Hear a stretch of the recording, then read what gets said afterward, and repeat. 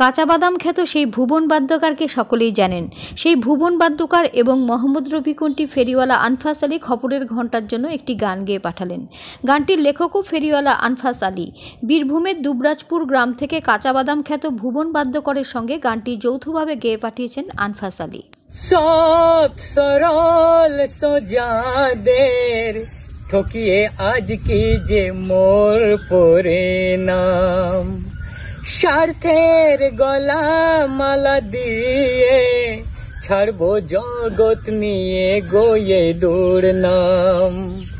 লিখতে বসে সেই অধম কবি ভিজলো খাতা সুরেতে, ও গো দয়াময়।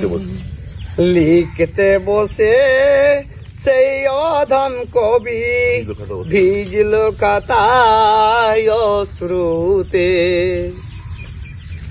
আসে না ঘুম চোখেতে, ও গো দয়াময়। মানুষ হয়ে যদি হয় মরণ, সফল হবে অধমের এই জীবন।